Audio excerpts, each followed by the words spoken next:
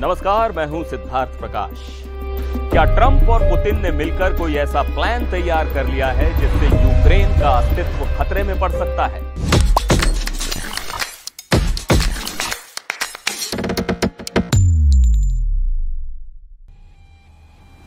America के नवनिर्वाचित राष्ट्रपति डोनाल्ड ट्रंप और रूस के राष्ट्रपति व्लादिमीर पुतिन की सीक्रेट बातचीत और उसके बाद रूस की ओर से बढ़ते हमले, इन सब के बीच क्या कहीं यूक्रेन के खिलाफ बड़ी साजिश रची जा रही है? जब से ट्रंप ने राष्ट्रपति चुनाव जीता है, तब से यूरोप और अमेरिका में हलचल मची हुई है। यूरोपीय देशों और अमेरिकी डेमोक्रेट्स में यह डर बैठा है कि ट्रंप अपनी नीतियों के चलते यूक्रेन का साथ छोड़ सकते हैं। ट्रंप के पिछले कार्यकाल में रूस के प्रति उनकी सकारात्मक नीतियों को देखते हुए यह आशंका और गहरी हो रही है। ट्रंप के चुनाव प्रचार के दौरान ही उन्होंने यूक्रेन के राष्ट्रपति ज़ेलेंस्की पर कड़ा रुख दिखाते हुए कहा था कि यूक्रेन अमेरिका से पैसे तो ले रहा है, लेकिन खुद की रक्षा में सक्षम नहीं हो पा रहा। ये बयान यूरोप और अमेरिका में चिंता का विषय बन गए थे और अब जब वो फिर से राष्ट्रपति बनने जा रहे हैं, तो सवाल ये है कि क्या ट्रंप यूक्रेन को मिल रही अरबों डॉलर की मदद रोक देंगे?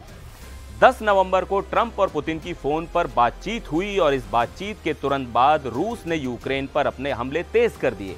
हालांकि क्रेमलिन ने इस खबर का खंडन किया है, लेकिन इस बातचीत की खबरों ने युद्ध विराम के संभावित फॉर्मूले को लेकर कई सवाल खड़े कर दिए हैं। क्या वाकई ट्रंप और पुतिन ने यूक्रेन के भविष्य को लेकर कोई सीक्रेट डील कर ली है? इस बातचीत के बाद रूस ने यूक्रेन के कई मोर्चों पर हमले बढ़ा दिए हैं और ऐसी खबरें आ रही हैं कि डोनेस्क पर पूरी तरह कब्जा जमाने के लिए पुतिन तेजी से हमले करवा रहे हैं। पुतिन की रणनीति बिल्कुल साफ है कि 20 जनवरी से पहले ट्रंप के शपथ ग्रहण से पहले वो डोनेस्क पर कब्जा जमा लें। ऐसे में रूस ने एक के बाद एक कई बड़े हमले किए हैं। रूस की वायुसेना ने Tu-95 बॉम्बर से खार्किव और ओडेसा जैसे शहरों पर मिसाइल हमले किए हैं। ओडेसा में रूसी हवाई हमलों के चलते लोग अंडरग्राउंड रेलवे स्टेशनों में पनाह ले रहे हैं। इसके साथ ही डोनेस्क के कुराखोवो पर रूस ने आर्टिलरी, मोटार और ड्रोन से हमले किए हैं। कुराखोवो की जंग बाखमुत जैसी बनने लगी है, जहां 8 महीने तक जंग चलने के बाद रूस ने जीत हासिल की थी। रूस ने कुराखोवो को 3 तरफ से घेर लिया है और अब वहां सिर्फ कुछ 100 नागरिक ही बचे हैं जो बेसमेंट में छुपकर दिन गुजार रहे हैं। पुतिन की कोशिश है कि युद्ध विराम लागू होने से पहले पूरे डोनेस्क और डोनबास पर कब्जा कर लिया जाए ताकि शांति वार्ता में रूस को ऊपरी हाथ मिल सके। ओडेसा के अलावा खार्किव और मिकोलेव में भी रूस के हवाई हमलों ने तबाही मचा दी है। मिकोलेव में रूसी ड्रोन हमलों में 5 नागरिकों की मौत हो गई और 20 से ज्यादा घायल हो गए हैं। हालात इतने खराब हैं कि मिकोलेव के नागरिक अपने अपार्टमेंट्स के बेसमेंट में छिपे हुए हैं। ये सारे हमले एक ही संकेत देते हैं कि पुतिन इस युद्ध को किसी भी कीमत पर अपने पक्ष में करना चाहते हैं।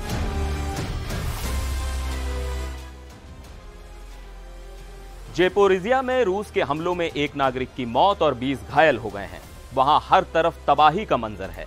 ये सब देखकर यही लगता है कि युद्ध विराम के मसौदे से पहले पुतिन यूक्रेन के उन हिस्सों को कब्जे में लेना चाहते हैं जिन पर उनका दावा है।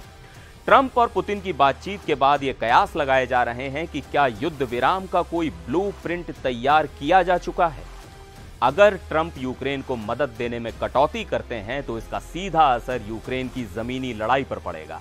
यूक्रेन के पास हथियारों और लॉजिस्टिक्स की कमी होने लगेगी और ऐसे में रूस का पलड़ा भारी हो जाएगा। पोलैंड की सरकार की रिपोर्ट के मुताबिक ट्रंप 20 जनवरी से पहले ही अपने यूक्रेन प्लान का ऐलान कर सकते हैं, जिसमें युद्ध विराम की संभावनाएं हो सकती हैं। अगर ये शांति समझौता होता है तो पुतिन डोनेस्क और डोनबास पर अपना पूरा नियंत्रण जमाकर यूक्रेन पर दबाव डालने की स्थिति में आ जाएंगे।